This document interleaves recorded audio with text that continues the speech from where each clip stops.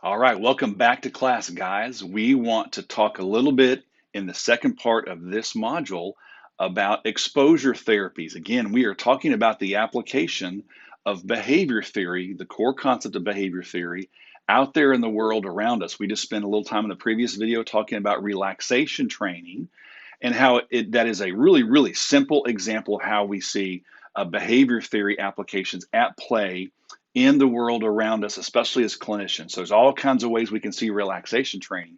And now we want to talk about exposure therapies. And again, we're talking about really fears and worries and anxiety because that's really where we see these kinds of approaches used is in those situations, working with those clients who or in our own lives when people have fears and worries and stress and anxiety, all those kinds of things. And so let me ask you this question before we talk about the exposure therapies. What are you afraid of? What are you afraid of? You and I probably have, most of us probably have something that if we were to be real honest, we'd say, yeah, I'm not afraid of a lot of things, but you know what? I don't like snakes, or I don't like spiders, or I don't like loud noises, or I don't like water. All of us, there's kind of a belief out there in lots of circles that all of us have something that we kind of are afraid of or we're fearful of. Maybe it's a phobia, maybe it's not. But kind of the idea is all of us probably have something we're kind of afraid of. And here's what happens when we're afraid of something. We naturally avoid it. It's just a natural coping mechanism that we engage in behaviorally and psychologically. If I don't like something, I move away from it. If I don't like spiders, well then I don't look at pictures of spiders. I don't look at TV shows of spiders. I stay away from spiders. If I don't like cats or dogs, well then I probably don't have a cat or a dog in my house and I stay away. When I go to the park and I see people walking dogs, I go the other way. So it's natural for us to avoid something we're afraid of. It's part of our survival kind of fight or flight, kind of reaction. Nothing wrong with that. But here's from a behavioral perspective, here's the potential problem with avoiding something. When we avoid something, we never face it. And because we never face it, all we do is we reinforce or strengthen the fear. Is really when you think about if I continually move away from something, I never deal with it. And because I never deal with it, it stays there and it may get stronger because by my moving away, I'm just reinforcing and making stronger, keeping in place that fear. So sometimes the only way you and I can really deal with something and get over it is to face it. And the more we face something, the more we get used to it. So the idea of desensitization or conditioning, those are two really, really good behavioral terms. And I mentioned desensitization in your lecture notes this week. Desensitization is an old behavioral idea that says this: anything that we are around all the time, we get used to, and it begins to have less of an effect upon us behaviorally and consequentially, right? So we get conditioned and desensitized to the things that we are used to. Now, that can be a good thing, that can also be a not so good thing. Well, kind of the idea is this: if I'm afraid of spiders and I never allow myself then to be around spiders, well, then I can never get used to them. So therefore, it's always kind of a new, novel kind of a thing for me. And all it does is reinforces and increases my fear potentially. So many years ago, in your lecture notes, I'll give you a little bit of history. Many, many years ago, I've always been fascinated by this. Many years ago, back east in one of the larger medical schools, the young doctors who were trained to be psychiatrists many years ago decided that they wanted to try some behavioral techniques to try to help people get over their fears and phobias. We can give people medicine. We can do cognitive behavioral approaches and get people talking about why they're afraid of something and what does that fear feel like, all that kind of stuff.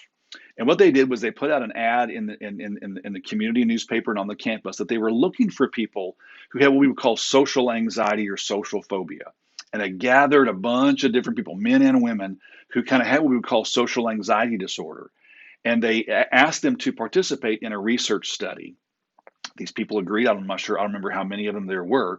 But what they did was they divided the group in half. Once they had everybody, they divided them in half. They put one group with social anxiety disorder in one room. And with those people, they did traditional cognitive behavioral talk therapy and medicine, right? With the other group, they did something interesting. They had those individuals, number one, they taught them relaxation training techniques like deep breathing. We talked about in our last, like we talked about in our last video. They had those individuals begin to relax themselves and clear their mind They did this through like some counseling sessions. And then they had them do something interesting. They had them visualize in their mind a scene of something related to socializing with people that kind of created anxiety. When people have a phobia, they don't even want to think about like a dog or a spider or a snake. Well, people who have like social anxiety, just even imagining in my mind myself out talking to a bunch of strangers is kind of stressful. Well, they started having people visualize in their mind while they were relaxed, just visualize in their mind. Imagine yourself and you're in a large room and you don't know anybody. Now, you're not in a large room, you're here just by yourself, but imagine that you were in a large room and you don't know anybody and it's loud and crowded. That's the kind of thing that a lot of people with social anxiety just sort of struggle with. And they said, just visualize yourself in your mind being there. No one notices you, no one sees you. You're just there by yourself. And I want you to pay, as you're thinking about that, how do you feel? And people begin to say, well, I don't like thinking about stuff like that. Okay, well, do me a favor. Keep thinking, just in your mind, keep visualizing yourself. And tell me when you can visualize yourself in a large room with no one around you, excuse me, with a bunch of people around you, but you're not interacting with anybody.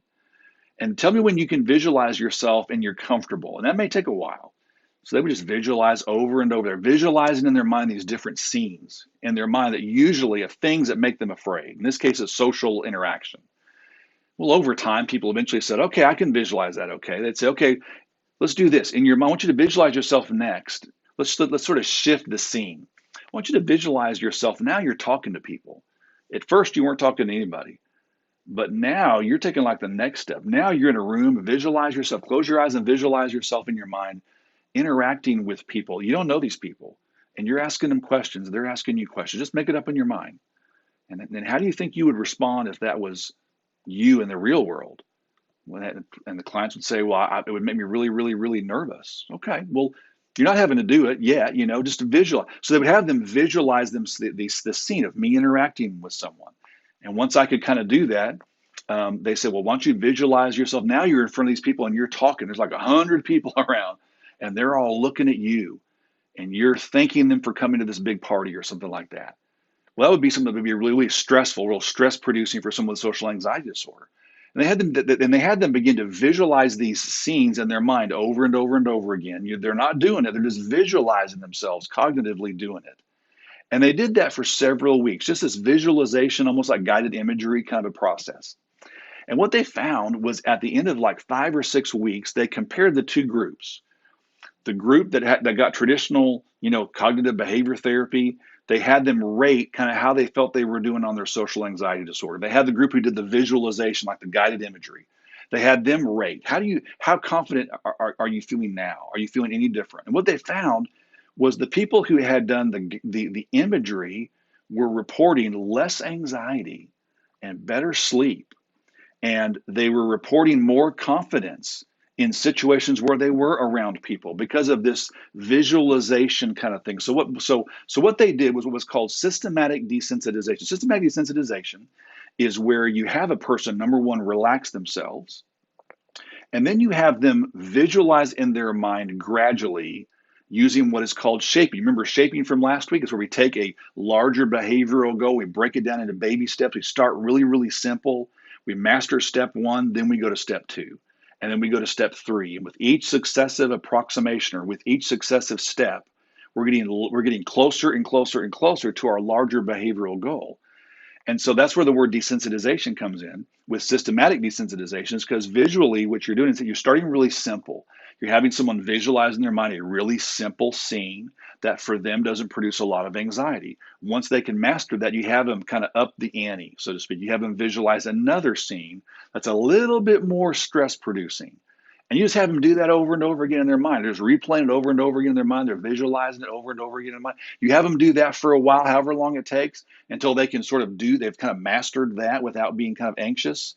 And then you up the ante a little bit more. So remember the example I gave you a minute ago. Visualize yourself standing in a room. Nobody's noticing you, but you're with a bunch of strangers. Well, then the next scene was now you're interacting with people. It's a little bit more stressful, right? That image. And now people are all looking at you. The third scene is now people are all looking at you and you're talking and you're thanking them for coming to this big party. So that third scene, that would be a little bit more anxiety producing. And with systematic desensitization, you use this gradual visualization while using shapings, these baby steps. And you also use relaxation training to help people to kind of manage their stress and anxiety. So if someone's visualizing this image in my mind of, petting a dog, or I'm visualizing myself, holding a snake, or I'm visualizing myself, speaking to a large group of people. And while I'm doing that, if I begin to find myself feeling nervous and kind of anxious, well, then I can use deep breathing exercises to kind of calm myself down and kind of learn how to kind of control my anxiety and my body while I'm visualizing this scene. So that's called systematic desensitization. It's this gradual visualization of something I'm fearful of using baby steps, shaping, as a way for me to begin to become desensitized just cognitively to something that I'm kind of fearful of. And kind of the idea behind systematic desensitization is that oftentimes what we see is once people start there, well, then kind of like the clients back in that research study many years ago, that oftentimes what I begin in my mind then sometimes begins to influence me behaviorally outwardly. And oftentimes we see once people begin to sort of do the visualization, that then they report that they are able to feel more confident in other situations as well too. So that's systematic desensitization. Gradual visualization using a shaping process or baby step process paired with relaxation training. And what's the visualization? The visualization is of scenes that are normally anxiety producing to me around my fear. So that's called systematic desensitization.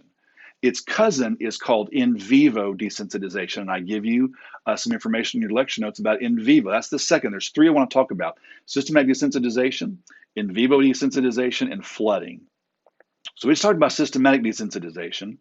Let's talk about in vivo desensitization. Well, in vivo desensitization is similar, you can tell, because it has the word desensitization in it. So with in vivo desensitization that it's got that baby step process, that shaping process, because that's kind of what that means.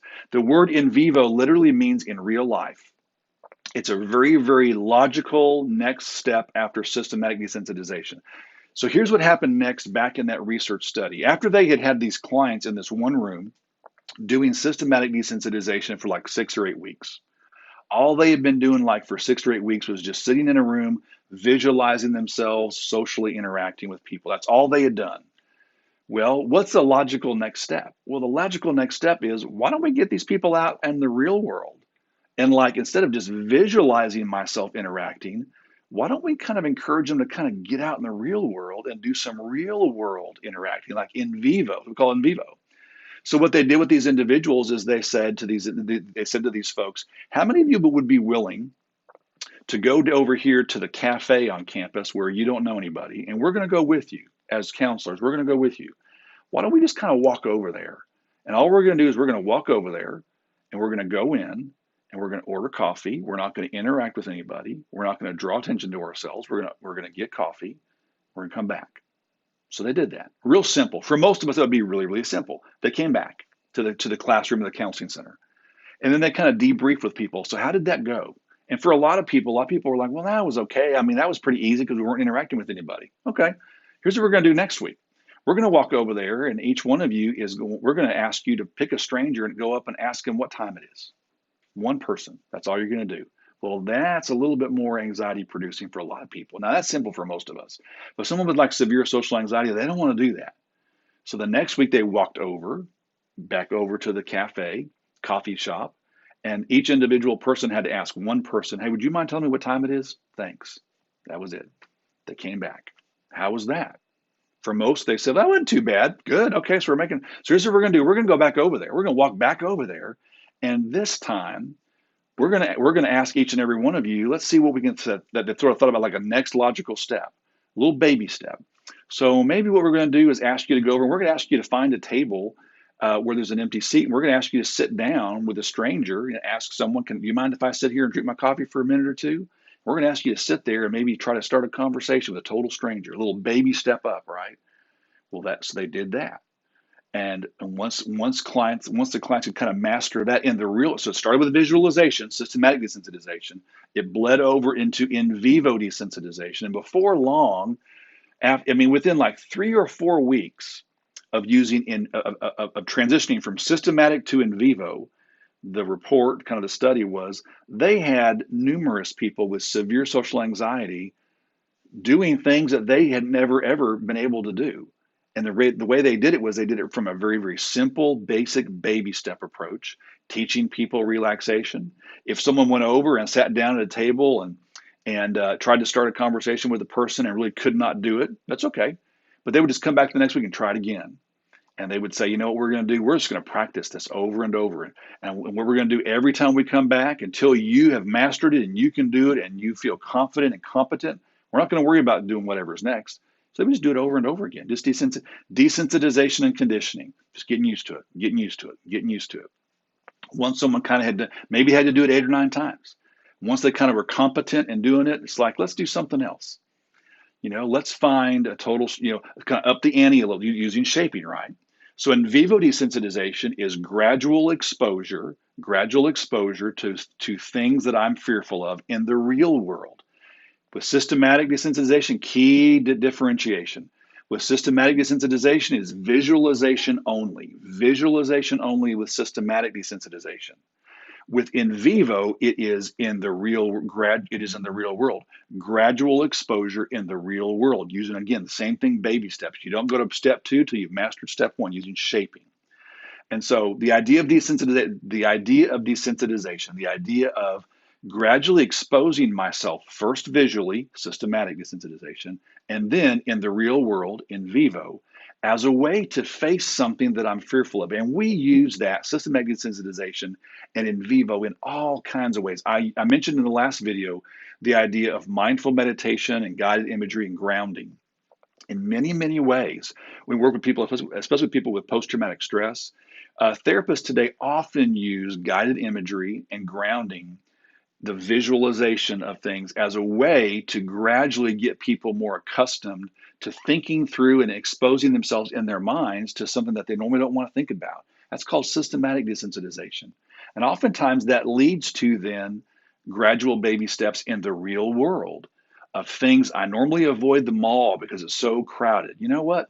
Let's just think through first in our mind about going to the mall, visualize yourself going and being successful at systematic desensitization. You know what? Would you be willing this weekend to go to the mall and just find a parking spot and just go in and just walk like a couple loops and come home? You don't have to talk to anybody, you don't have to buy anything. Go at a time when there's nobody there, go on a Tuesday morning at 11 o'clock when there's nobody there. Would you be willing to do that and then come home and see how you do? That's called in vivo desensitization, because now we're out in the real world. We're not just visualizing myself going to the mall.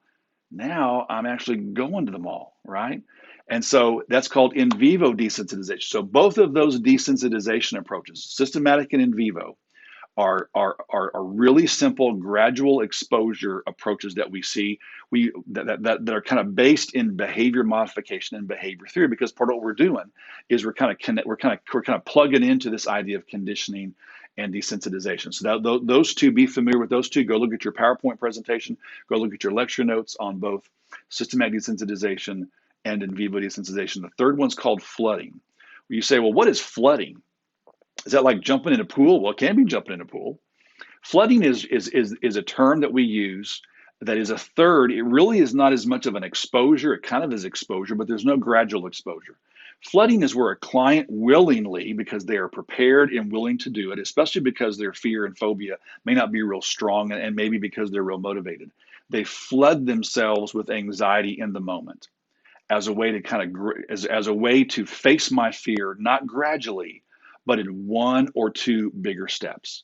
The greatest example I think of flooding is, it has been probably 10 or 11 years ago. We had a student in our program who was here, and she was on a scholarship through the local women's center. And the women's center was having a big fundraiser down here near the Woodlands Mall, big on a Saturday night, with 500 or 600 people who were coming to this big dinner. And the Women's Center had asked our student if she would get up and give like her testimony, kind of her story. She had been a client at the Women's Center, and now she had kind of got her life kind of on a different path. She was here studying human services. Today she works in the field as a human services professional. And she asked me if I would come and be present in the audience while she spoke about her story.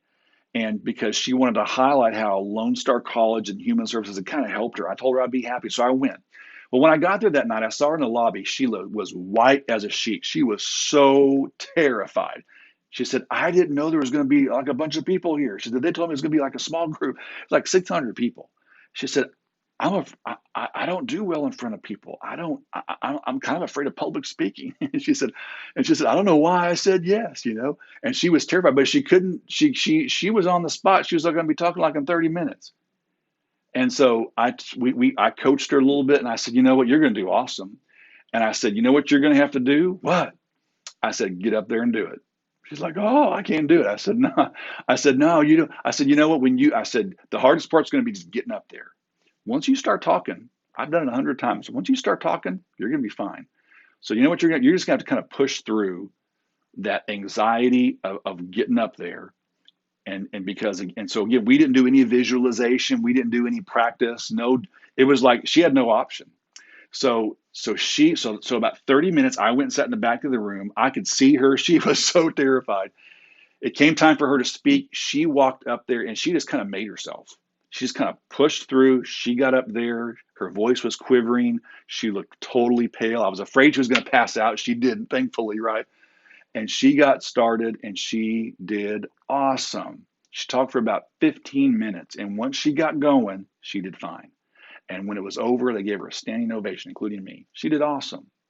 After it was over, I found her. I said, man, that was awesome. She said, that was so hard, but I'm glad I did it. I said, I'm glad you did it too. She told me a couple of weeks later that as a result of that presentation, someone in the community who was there that night asked her to come to their church and talk to like a ladies group. It'd be about 150 people, much smaller. And she said, Professor Killian, I figure if I can talk to 600, I can talk to 150. I said, you got that right. That's right. I said, actually, if you talk to 600, you can talk to 1,200. She's like, no, no, no, no. If I can talk to 600, I can talk to 100. I talk to 150. I said, I bet you can. And she went and talked to that group of 150. I asked her how it went. She said, it was so much easier this time. I was like, yeah, because what happened? She faced her fear like in one step. She had no choice. She had this really, really, really strong fear of public speaking. And the only way she got over it was she just did it. She like jumped in the deep end of the pool as a way to learn how to swim. Now that's not always the best way to learn how to swim. Most of us didn't learn to swim though. Most of us started in the shallow end because that's kind of safer and better. But some of you may have learned to swim because you jumped in the deep end. And that's how you learned how to swim. That's what flooding is. Flooding is where if I'm motivated or if I have to, or if my fear is not super, super strong, in like one or two larger steps, no desensitization, no baby steps, I face my fear as a way to just kind of get over it. Maybe you've heard of this too. I had a friend many, many, many years ago who loved to go skydiving. I've never been skydiving. I'm kind of afraid of it, actually, although I'm also kind of interested in it. A friend of mine who liked to go skydiving, he told me, he said, you'd be amazed. He said, I used to be afraid of heights. And I said, you're not afraid of heights now? He's like, no. He said, you want to know how I got over my fear of heights? I went skydiving the first time. And he said, I just kind of made myself. He said, it's something I always wanted to do, and I wanted to overcome this fear of heights. And so I just went for it. I just kind of motivated. I psyched myself up, and I went with a friend, and I had a friend go with me, and I went skydiving. I said, after I did it 4 or 5 times, he said, I'm not afraid anymore of it. I kind of just got over it by just doing it, right? That's called flooding. Flooding does not involve the baby steps of shaping, so it's not desensitization. It's where in 1 or 2 larger steps, I expose myself to whatever it is I'm fearful of as a way to just kind of confront it and kind of deal with it. So that's called flooding. Those 3 things, in vivo desensitization, systematic desensitization, and flooding, are 3 really, really good examples of what we call exposure therapies that, again, kind of plug into this idea of facing something instead of running from it. If I'm fearful of something and I run from it, all I'm doing is reinforcing that fear. And part of the way to kind of get through something is to deal with it as a way to kind of become conditioned. That's kind of the idea behind all 3 of those approaches. So go find the lecture notes, read those lecture notes, get some more information about both relaxation training and the exposure therapies. Look at your PowerPoint presentation, do your homework, do your case study, get ready for the next exam or quiz number 2, and I will see you next time I see you. Have a good one.